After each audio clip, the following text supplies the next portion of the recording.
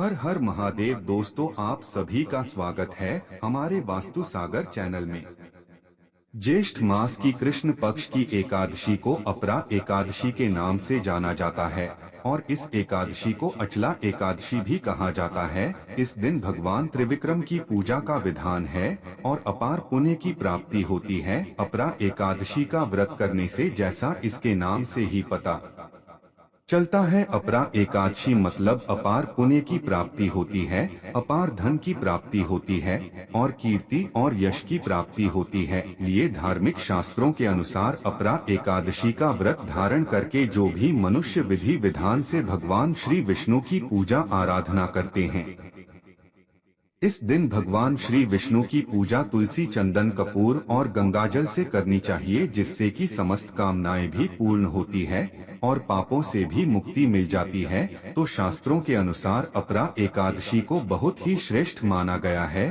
अगर आप इस एकादशी का व्रत धारण करते हैं तब तो अत्यंत ही शुभ है। वीडियो में हम ज्येष्ठ माह के कृष्ण पक्ष की एकादशी के विषय में बात करेंगे। आज हम आपका कंफ्यूजन दूर करेंगे कि आपको अपरा एकादशी व्रत रखना है 2 जून या फिर 3 जून को, लेकिन वीडियो को पूरा देखें। आज की वीडियो में हम जानेंगे कि अपरा एकादशी इतनी महत्वपूर्ण क्यों है, इसका महत्व, अपरा एकादशी का व्रत रखे, व्रत का पारण करें, एकादशी और द्वादशी तिथि कब से कब तक है, पूजा का शुभ समय क्या है, राहुकाल का समय क्या है, व्रत का पारण के इस दिन करेंगे और किस चीज से करें, हरिवासर कब से कब तक है, तो सारी बातें आज की इस वीडियो में जानेंगे। तो आप अंत तक वीडियो में बने रहे। दोस्तों, वीडियो शुरू करने से पहले एक बार पूरी श्रद्धा के साथ कमेंट सेक्शन में लिखे जय श्री हरि विष्णु। भगवान की कृपा आप पर सदैव बनी रहेगी और वीडियो को लाइक करके चैनल को सब्सक्राइब अवश्य कर लें। दोस्तों, पूरे वर्ष में 24 एकादशी आती रही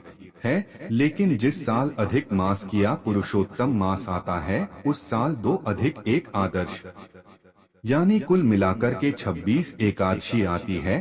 प्रत्येक महीने में 2 बार एकादशी आती है, एक कृष्ण पक्ष में दूसरी शुक्ल पक्ष में। दोनों ही एकादशियों का भिन्न भिन्न महत्व हमारे धर्म ग्रंथों और पुराणों में बताया हुआ है।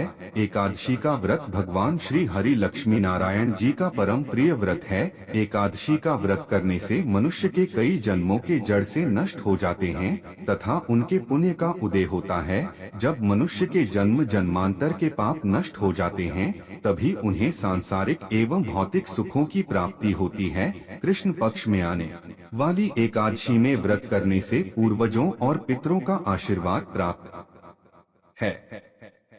होता है। वंश की वृद्धि के साथ संतान सुख की प्राप्ति भी होती है। इसी प्रकार शुक्ल पक्ष को पढ़ने वाली एकादशी को व्रत करने से पितृ मातृगांव एवं माँ मातृ पत्रिकाओं को प्रसन्नता होती है और उन्हें मुक्ति मिलती है। पुराणों के अनुसार जो व्यक्ति एकादशी करता रहता है, वह जीवन में कभी भी संकटों से नहीं गिरता और उसके जीवन में धन और समृद्धि बनी रहती है। एकादशी व्रत के दिन चावल नहीं खाना चाहिए। इस दिन चावल को जीव के बराबर मानते हैं, क्योंकि शास्त्रों में धार्मिक मान्यता के अनुसार ऐसा माना जाता है कि एक बार महर्षि मेधा ने यज्ञ में आए हुए एक भिक्षु का अपमान किया था, जिसके कारण माँ दुर्गा नाराज हो गई और माँ दुर्गा को मनाने के लिए महर्षि मेधा ने अपना शरीर त्याग दिया गया, जमीन में धंस गया। इससे माँ दुर्गा प्रसन्न हो गई और महर्षि को आशीष दिया गया कि उनके अंग भविष्य में अन्न के रूप में उगेगी। इस कारण एकादशी के दिन अन्न चावल और जो होगा उस दिन एकादशी तिथि थी, इसलिए चावल को जीव माना गया। यही वजह है कि एकादशी के दिन चावल खाना नहीं खाना चाहिए। दोस्तों, एकादशी के दिन दान करना अच्छा माना गया है। वृत्ति व्यक्ति को इस दिन सामर्थ्य के अनुसार वस्त्र, जल, आभूषण, आसन, पंखा और फल इत्यादि का दान करना चाहिए। मान्यता है कि इस दिन जल से भरे कलश का दान करने से बहुत अधिक पुण्य प्राप्त होता है, लेकिन इस दिन चावल और आटे को दान कर वरना इस दिन निषेध है। ये दोनों चावल और आटा अगले दिन द्वादशी के दिन दान करना चाहिए। जो भक्तजन माताएं बहनें एकादशी का व्रत करते हैं, उनको दशमी तिथि से लेकर के द्वादशी तक कुछ महत्वपूर्ण नियमों का पालन अनिवार्य रूप से करना चाहिए। दशमी के दिन एक समय शुद्ध और सात्विक भोजन करें। दशमी के दिन चावल, शहद, लहसुन, प्याज, मांस, मदिरा, मसूर की दाल, कटहल की सब्जी का उपयोग भोजन के रूप में नहीं करना चाहिए। दशमी के दिन पर आए आनंद अर्थात दूसरे के घर का भोजन नहीं करना चाहिए।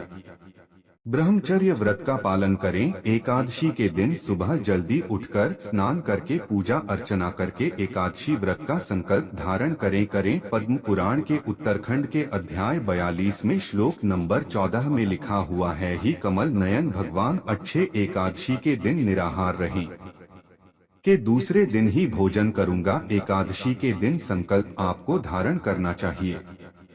एकादशी के दिन सुबह सूर्य भगवान को जल अर्पण करें, माता पिता को प्रणाम करें, तुलसी जी का पूजन करें, गौ माता का पूजन करें। एकादशी के दिन अन्न नहीं खाना चाहिए, केवल और केवल फलाहार करना चाहिए। सर्वोत्तम फलाहार गाय का दूध एवं फल माना गया है। झूठ न बोलें, क्रोध न करें, लड़ाई झगड़ा एवं वाद विवाद बिल्कुल न करें। ब्रह्मचर्य का पालन करना चाहिए। दाढ़ी कटिंग या शेविंग नहीं करवाए जाएं। शरीर के अंग के कोई भी बाल काटना या कटवाना वर्जित माना जाता है।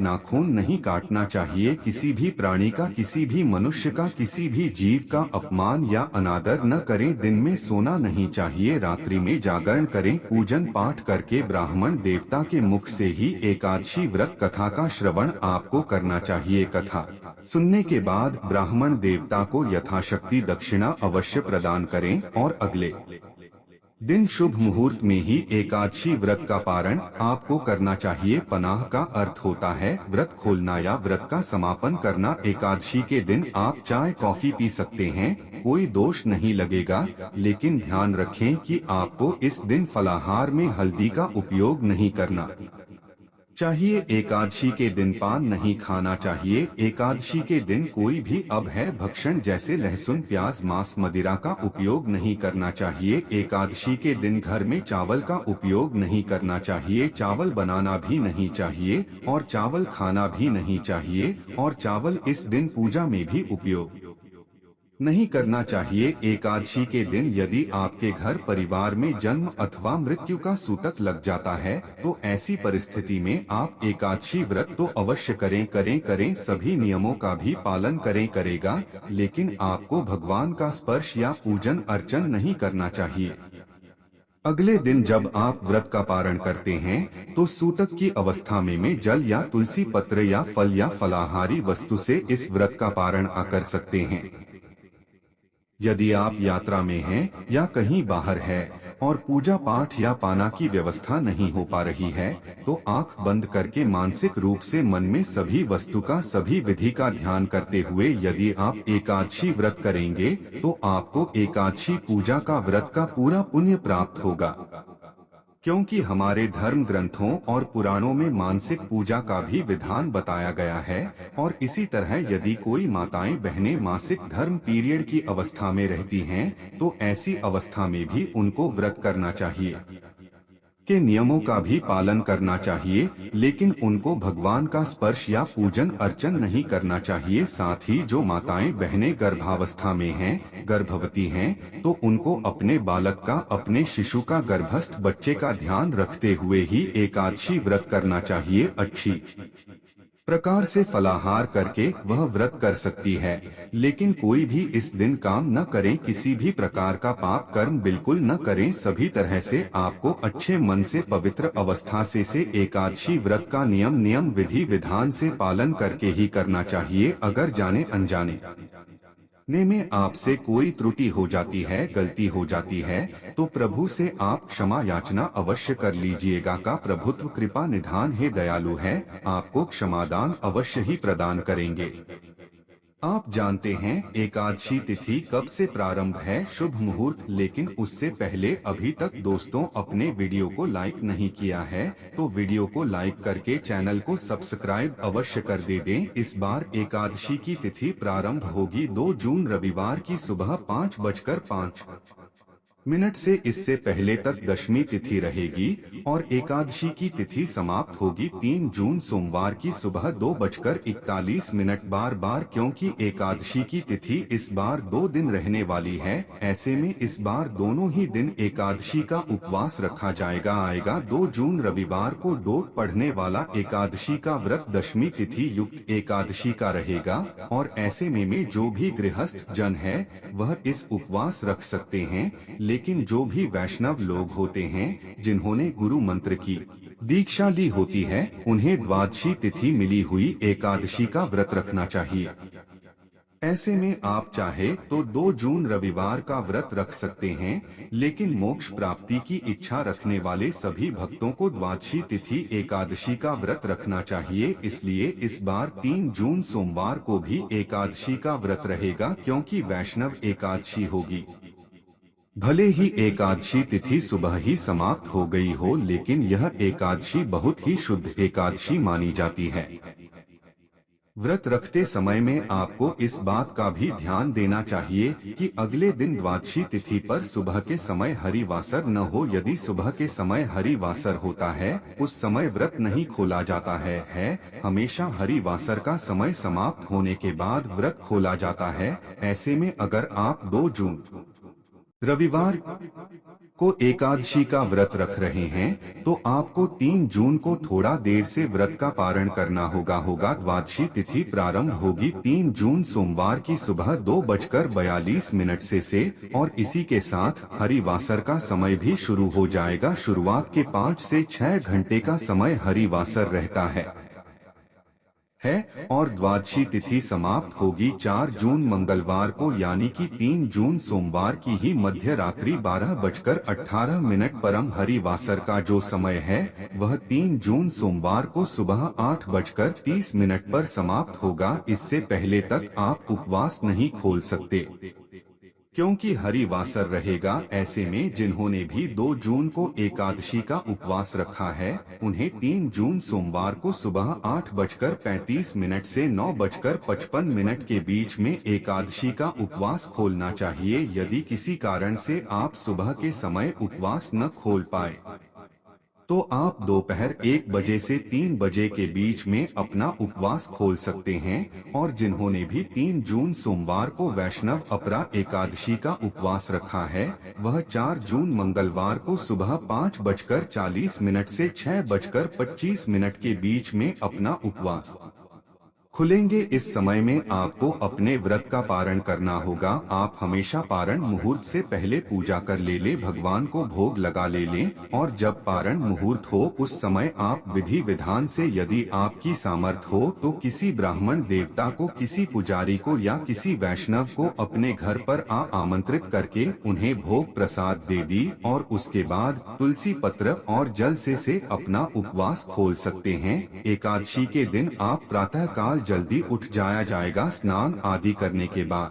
भगवान सूर्य देव को जल अर्पित करें और उसके बाद भगवान श्री विष्णु की विधि विधान से पूजा का अरे जैसे कि अगर आपके पास भगवान श्री विष्णु का ग्रह है तो आप उनका अभिषेक कर सकते हैं पंचामृत से या कच्चे दूध से, शुद्ध जल से, जो भी चीज आपके पास उपलब्ध है। भगवान विष्णु का अभिषेक कीजिए, पीले वस्त्र धारण कराएं और उसके बाद भगवान श्री विष्णु के सामने शुद्ध घी का दीपक प्रज्वलित करके उन्हें पीले बोस और पीले फल अर्पित करें। विधि विधान से भगवान की पूजा करें और भगवान श्री विष्णु के सामने आज आपको ओम नमो भगवते वासुदेवाय नमः इस मंत्र का जाप करना चाहिए।